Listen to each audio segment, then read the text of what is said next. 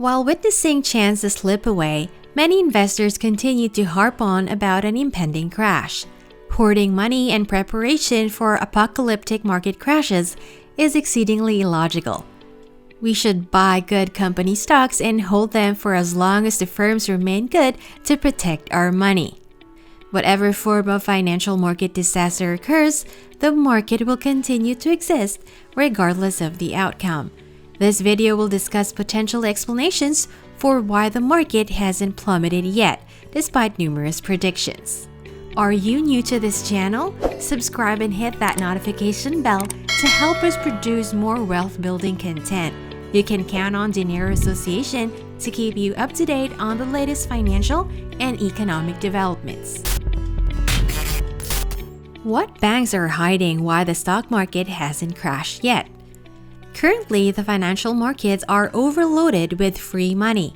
And while this is not necessarily a negative thing, given how critical it was over the past 2 years to keep businesses and stimulus programs afloat, it is becoming a challenge as the economy improves. The most obvious indication of this is without a doubt the highest inflation rate in decades. There are essentially two complications associated with possible market crash.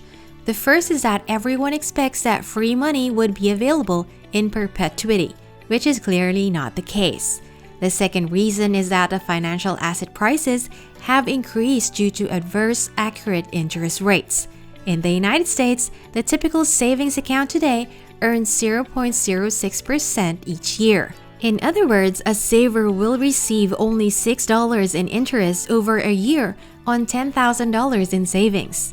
Even in the United States, the most acceptable online high-yield savings accounts pay a pathetic 0.5% each year. A one-year certificate of deposit earns an average interest rate of 0.15%, making it one of the top ways to save a fortune. While savings and certificate of deposit rates are reaching historic lows, inflation is expected to accelerate this year to its fastest pace since 1991, eroding consumers' purchasing power and devaluing their currency. Rising inflation results in higher interest rates in most situations, which translates into higher interest rates on savings account as banks compete for deposits. This, however, will not be the case in 2022. Now that the virus has hit, a small number of people can get what they want. Despite their fleeting nature, supply chain disruptions have exposed severe flaws in conventional economics and the policies and practices that support it. Tiger economies are contributing to the catastrophe. Economic recovery is not accelerated by printing money and other central bank involvement in the markets. It's a shame that many people are ignorant of this critical issue. According to Keynes, the central bank's engagement in markets should be utilized sparingly. A collapse of China's economy and the manner of the US is not a matter of it, but when. More than Wall Street, the CCP set the groundwork for a systemic crisis, one that eventually led to the Great Recession.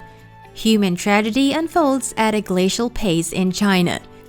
It's a tragedy for the Chinese people, but I'm sure they are not the only ones whose economies will collapse. Because central bankers feel that printing money endlessly is preferable to allowing a recession, the rest of the economy is ticking time bombs. Few people in this world are not criminals exploiting morons because morons are morons, and most American people have the intelligence of pet rocks.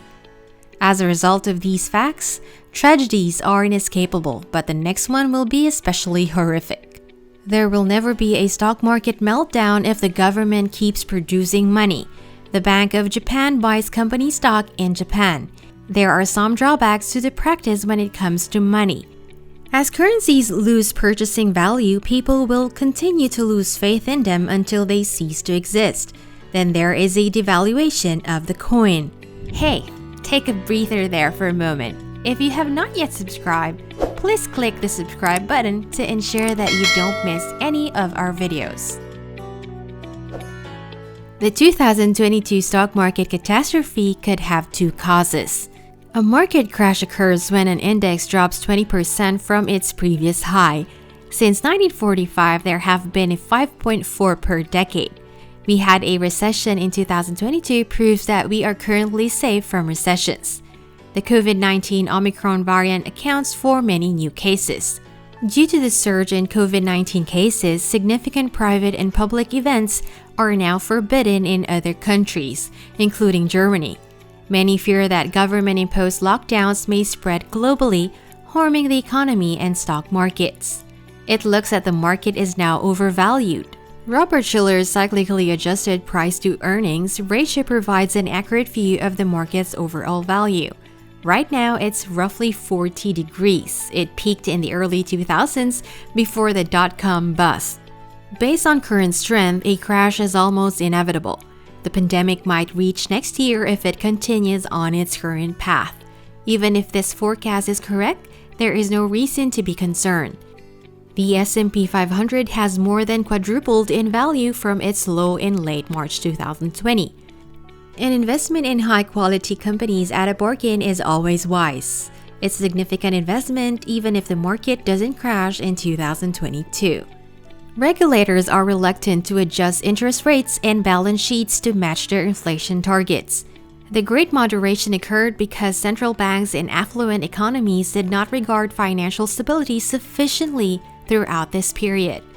The Bank of England has had no supervisory or regulatory authority since 1997, prioritized financial stability over inflation. The COVID-19 outbreak prompted central banks to impose unprecedentedly strict financial stability restrictions, proving the saying, once bitten, twice shy. They went above and beyond by eliminating all breaks to promote actual economic advancement. Financial stability is necessary for long-term price stability.